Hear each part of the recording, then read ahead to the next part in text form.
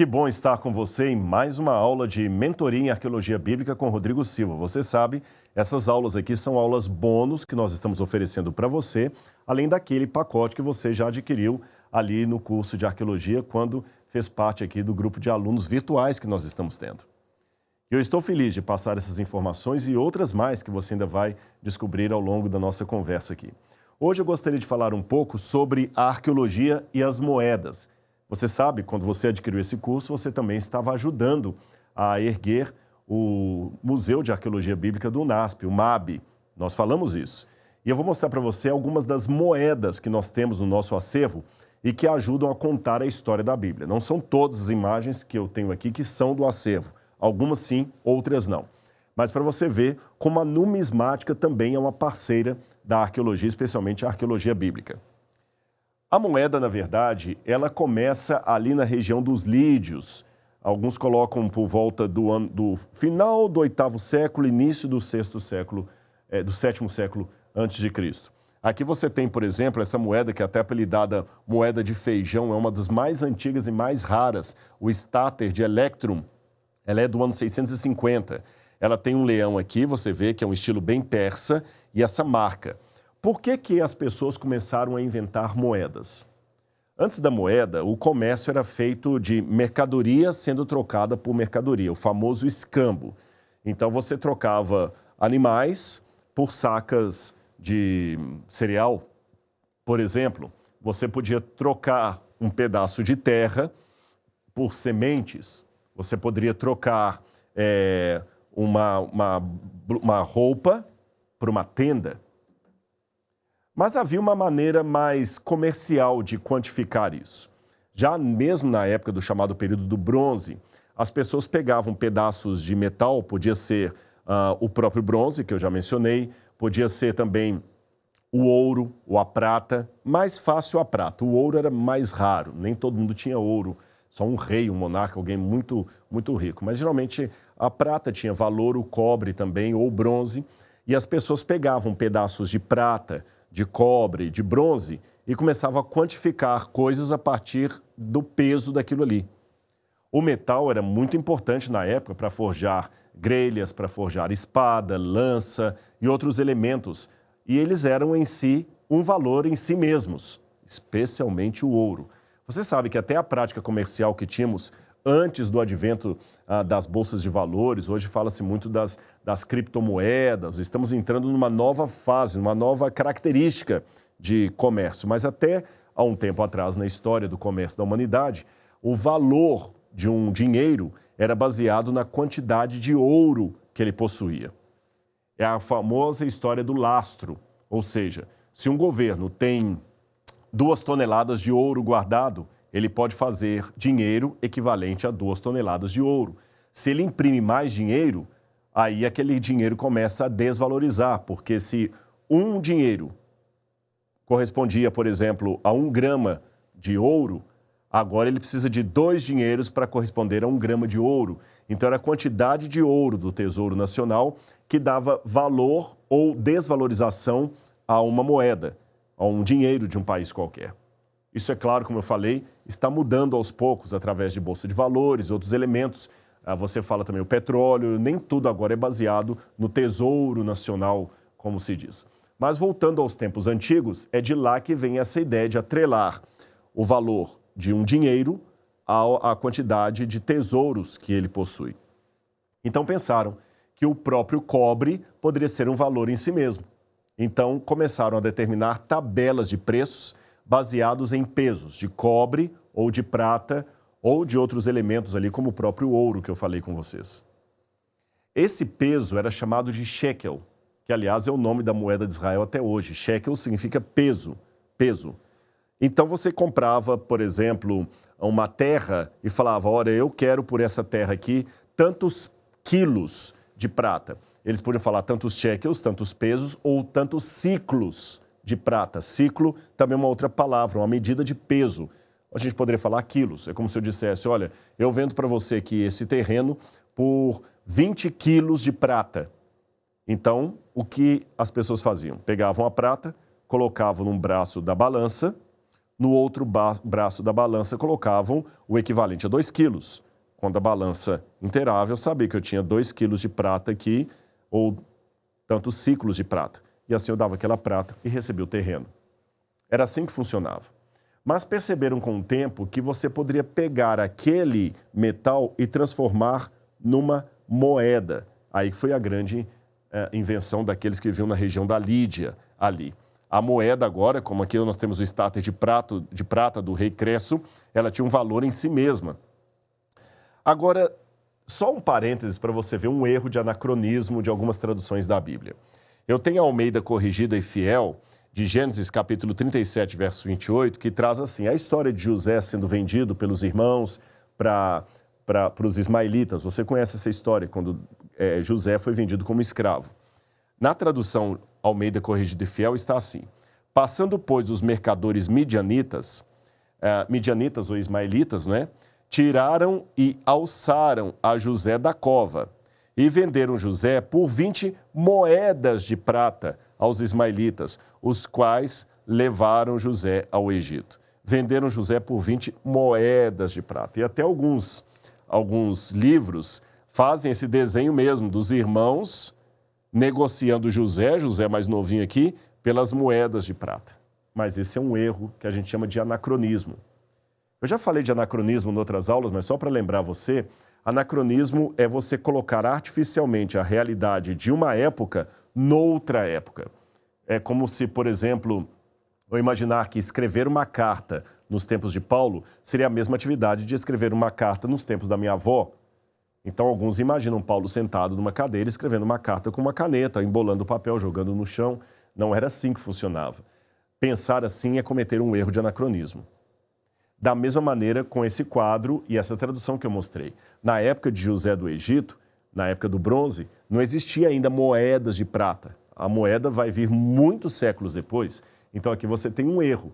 José não foi vendido por 20 moedas de prata, e sim por 20 ciclos, ou shekels de prata. Ou seja, o peso de prata era o equivalente a 20 ciclos de prata, e não 20 moedas.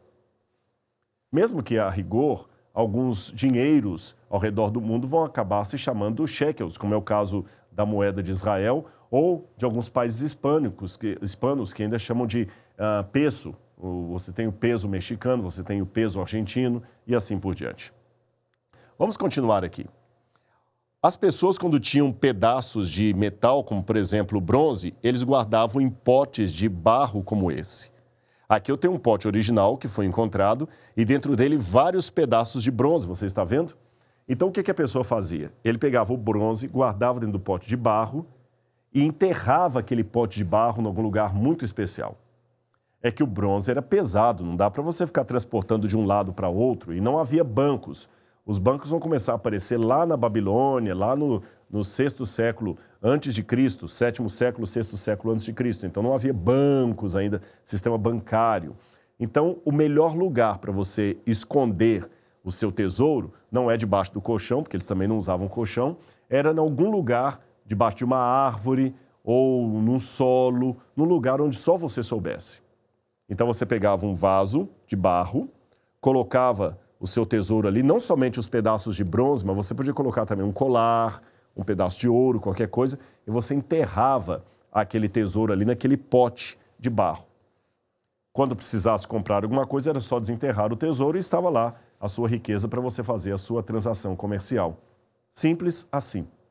Aliás, isso ilustra muitas passagens do Novo Testamento, onde, por exemplo, Jesus falou de não conservar tesouros na terra, onde a traça corrói e o ladrão rouba, mas conservar tesouros no céu. Jesus também contou a parábola dos talentos. Talento é uma medida de peso, onde os homens ganharam do seu senhor um talento, uma quantidade de talentos cada um, e quando o senhor se ausentou, vários negociaram aqueles talentos, fazendo a riqueza do senhor aumentar, enquanto o outro enterrou o seu talento. Lembra? Ele enterrou e quando o senhor voltou, ele foi lá, desenterrou e falou, está aqui, do jeitinho que o senhor me entregou. E Jesus da parábola, é lógico, condena aquele homem porque ele não desenvolveu o talento, a riqueza que ele havia recebido do seu senhor, mas ele apenas seguiu a regra de guardar o talento, enterrar o talento em algum lugar. Eu me lembro de uma outra passagem de Paulo também, que faz muito sentido com essa imagem do jarro de barro com o tesouro dentro enterrado. Paulo diz assim: temos, porém, esse tesouro conservado em vasos de barro, para que a excelência do poder seja de Deus e não de nós. Paulo faz um trocadilho.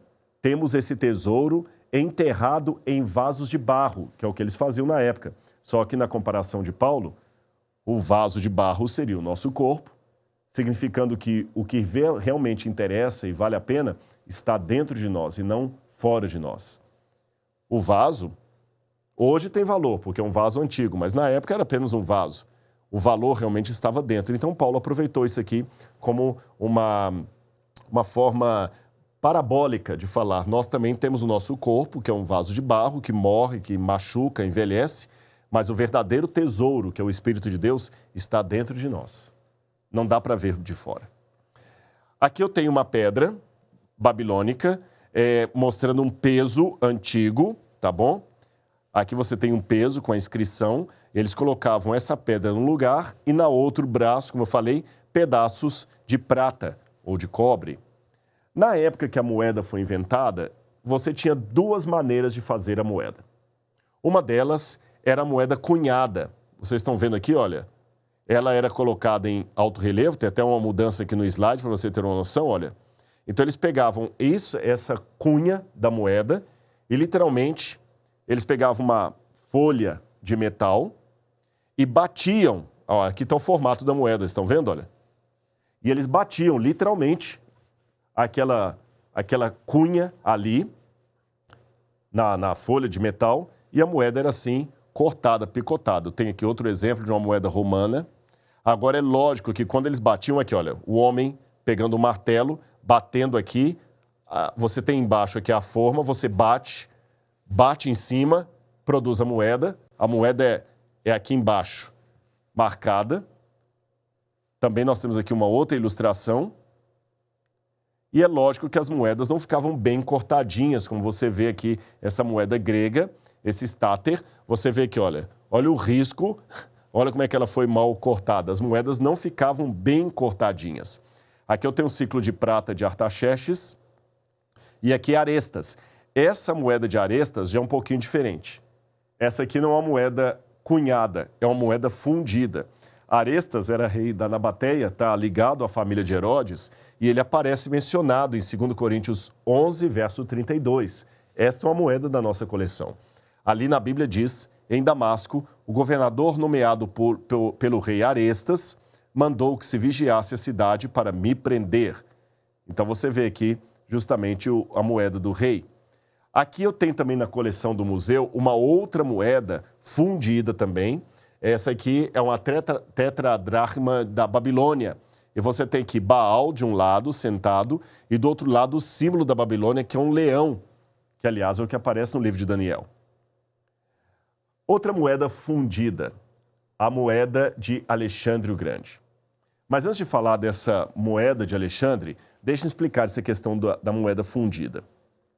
A moeda, como eu falei com vocês, que era cunhada, você pegava aqui a folha e batia e provocava ali realmente aquele formato.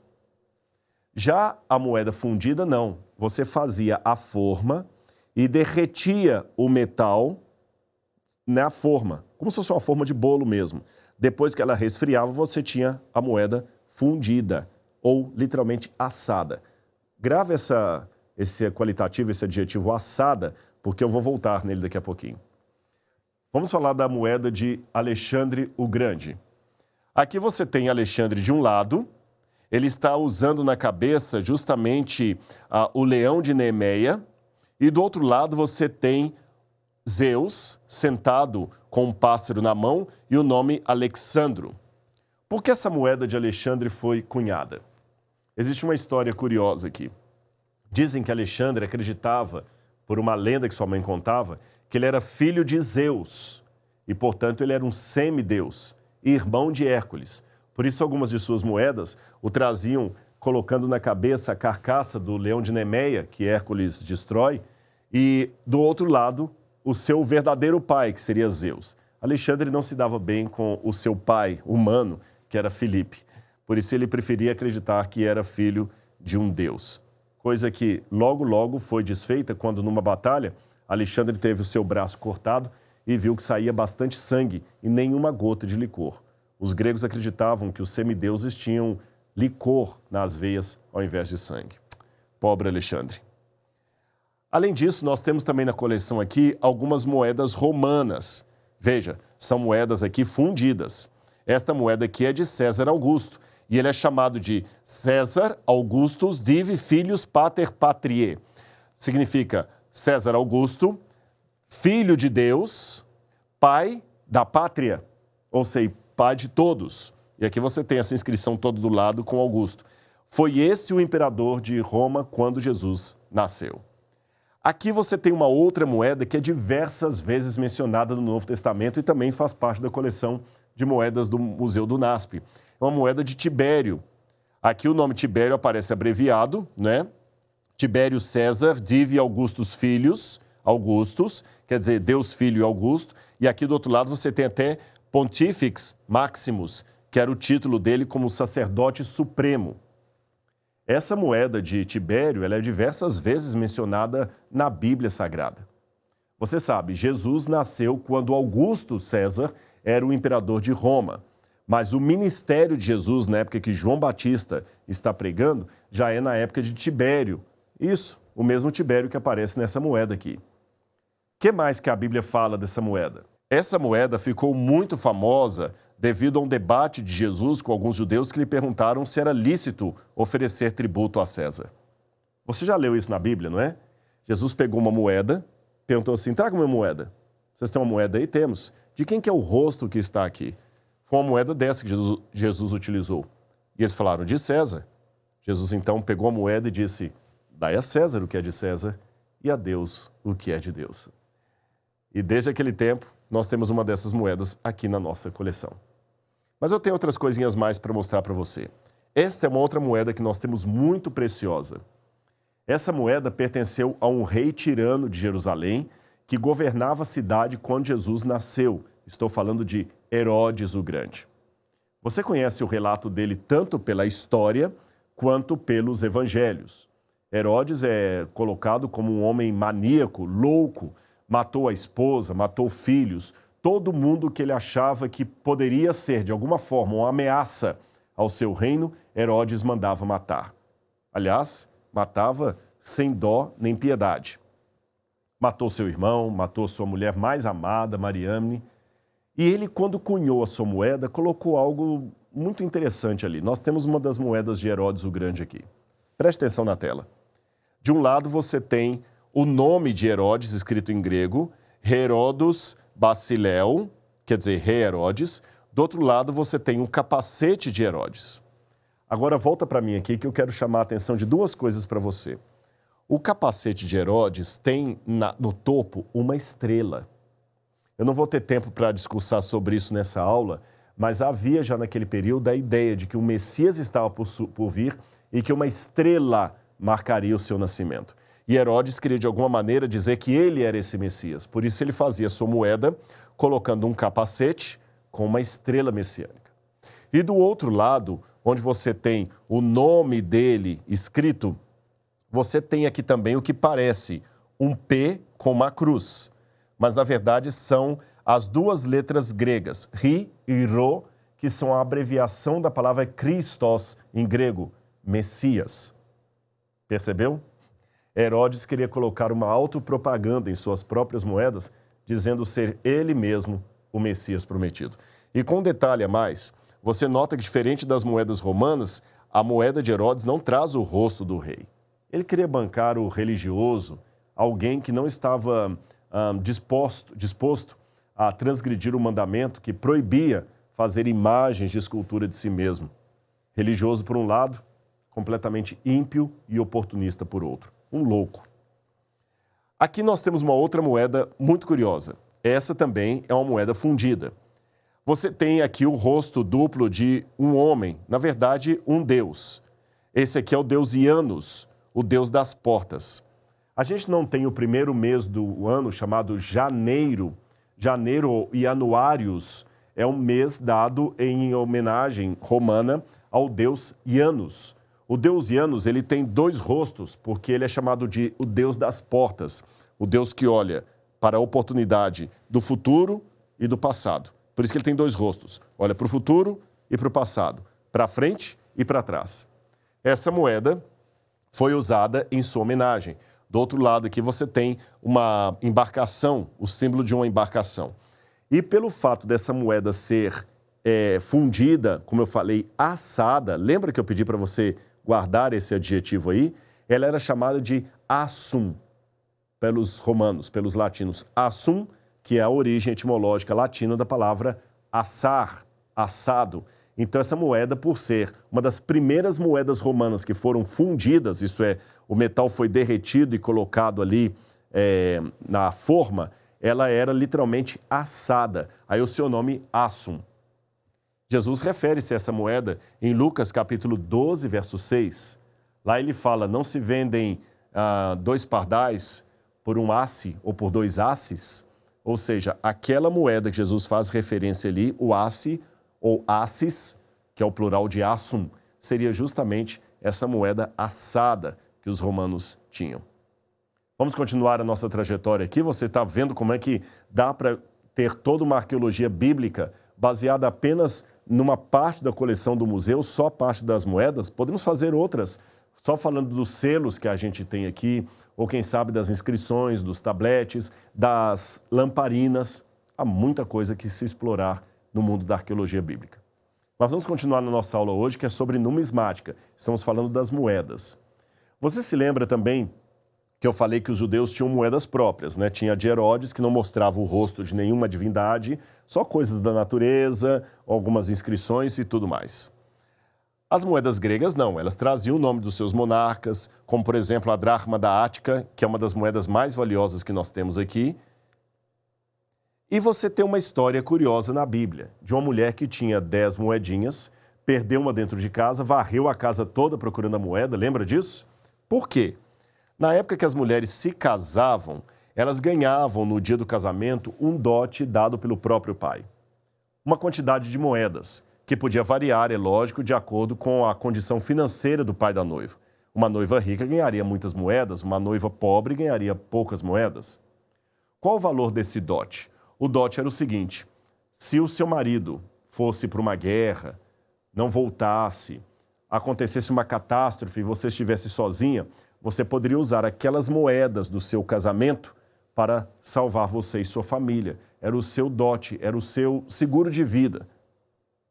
Tanto é que muitas beduínas, seguindo a tradição antiga, no casamento ainda colocavam um monte de moedas, que hoje são apenas enfeites, mas que são derivadas dessa tradição antiga, onde o presente do pai, que também enfeitava a roupa de casamento, era também uma fonte de renda, um socorro no momento de crise, como eu disse, um seguro de vida para a mulher. Muitas até pegavam essas moedas e faziam colares com elas, outras colocavam na testa. Por isso aquela mulher, ao perder a moeda, usa uma lamparina, varre toda a casa até encontrar a moedinha que havia se perdido. Ela não tinha perdido apenas uns tostões, ela tinha perdido talvez o melhor que ela tinha, o seu seguro de vida. Por isso ela comemora e Jesus faz a comparação, que Deus busca assim também aquele que se perdeu. Agora, já que eu falei de mulher com moeda, que tal lembrarmos esse outro episódio aqui? Jesus estava no templo com os discípulos quando viu uma viúva muito pobre que colocou 2 moedas ali no gasofilácio ou no cofre do templo. Que moedas eram aquelas? E por que Jesus elogiou a conduta daquela mulher? Você lembra? Jesus viu a mulher chegando discretamente no templo, pegou 2 moedinhas, jogou no cofre e saiu discretamente. Ninguém percebeu, mas Jesus sim. E ele falou para os discípulos, viram? Ela deu mais do que todos, porque todos os outros dão daquilo que lhes sobra. Ela deu tudo o que possuía. Provavelmente aquelas 2 moedinhas é o que tinha sobrado do dote dessa mulher. Talvez por ser viúva e abandonada, ela já tinha gasto todo o dote do que ela recebera no casamento. Agora para poder sobreviver, ela não tinha mais nada, a não ser 2 moedas. E o que ela faz com essas 2 moedas? Ela coloca no cofre de Deus, lá no templo. Por isso Jesus a elogiou. Que moedas aquela mulher teria colocado ali? Vou mostrar para você. Esta aqui é uma moeda de cobre, de latão, que é encontrada em Israel, chamada lepton. É uma moeda muito vulgar. É como se fosse um vintém, um tostão da época. Ela é tão pequenininha que eu vou mostrar para vocês uma foto onde eu coloquei 2 na minha mão. Pelo tamanho aqui do meu dedo, você vê como elas são pequenas. São 2 moedas dessa que a viúva deu no templo. E com um agravante. A única moeda que podia ser dada no templo era a moeda de prata. Ela estava, de certa forma, transgredindo a legislação religiosa. E mesmo assim, foi elogiada por Jesus. Não que Jesus gosta da anarquia, do anarquismo religioso, que Jesus não leva em conta as leis que ele mesmo instituiu, porque ele é o Deus do Antigo Testamento, mas perceba que ele sabe valorizar uma ação feita de todo o coração. Já que eu falei da moeda do templo, vou mostrar a você como é que ela era. Era esse que o shekel do templo. Os judeus tiveram uma ordem de Moisés dada antes da moeda ser inventada, que os judeus deveriam levar alguns ciclos de prata como oferta para o templo. Na lógica da lei mosaica, Deus não Deus não exigiu dos judeus levarem ouro, porque nem todo mundo teria dinheiro para dar ouro, nem bronze ou latão, porque assim qualquer um dava qualquer coisa. Colocou a prata, e havia uma quantidade de pratas que eles deveriam levar. Com o passar do tempo, esse valor dado por Moisés foi reajustado, e na época que a moeda foi inventada, os judeus substituíram a prata mesmo em peso que era levada por moedas do templo. Essas moedas eram de prata pura, e ela era geralmente cunhada ou fundida, eram moedas fundidas, geralmente eram fundidas em Tiro, no atual Líbano. Na época era a região dos Sidônios, ali Tiro, dos antigos fenícios. Por que os judeus pegavam a moeda de Tiro para poder trazer para Jerusalém? Porque ela tinha 98% de prata, era pura, e às vezes 1 ou 2% de outros metais. E no templo tinha que dar a moeda mais pura, a prata mais pura. Então qual que era o critério? Você trazia as moedas que você tinha, denários, dracmas, qualquer coisa, e pegava e chegava no cambista e trocava pelo shekel do templo, que eram essas moedas. E com o shekel do templo é que você ia comprar o animal também do templo para entregar ao sacerdote e dava de oferta no templo. Mas você nota que a moeda trazia um problema teológico para os judeus, porque ela trazia o rosto do rei Melquiart, rei de Tiro, e do outro lado a águia, símbolos pagãos.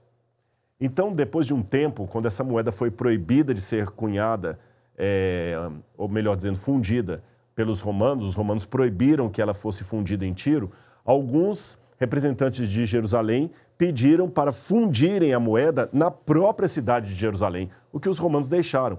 Aí, os líderes do templo deram um jeitinho, a gente fala de jeitinho brasileiro, mas havia o jeitinho rabínico também, deram um jeito de ter a moeda do templo sem a imagem de escultura. Como fizeram? Bom, aqui você tem a moeda que foi cunhada em Tiro. Como é que eu sei? Por esse triângulozinho que tem aqui, que na verdade é um delta.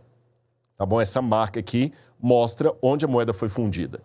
A que era fundida em Jerusalém, ela trazia outra marca, que aqui está até difícil de ver. E o que eles faziam de propósito? Eles borravam a águia e borravam o rosto, deformavam o rosto do rei Melquiart. Então, aqui eu tenho outra moeda também. Olha aqui, a águia completamente borrada. Aqui ainda dá para ver que as iniciais que ela foi fundida em Jerusalém e o rosto do rei completamente borrado. Assim, eles ficavam em paz com a sua consciência, porque eles estavam colocando no templo uma moeda que não tinha imagem. É engraçado tudo isso, não é? Mas são moedas que nos ajudam a contar a história de Israel. Uma parte delas, como eu falei, você pode ver na exposição do Museu do NASP assim que o prédio for construído e a gente puder abrir para que você possa vir aqui conhecer. Mas eu espero que você tenha gostado dessa aula e ela ajuda a iluminar um pouco as páginas da Bíblia Sagrada através da numismática. Um grande abraço e até o nosso próximo encontro. Tchau, tchau.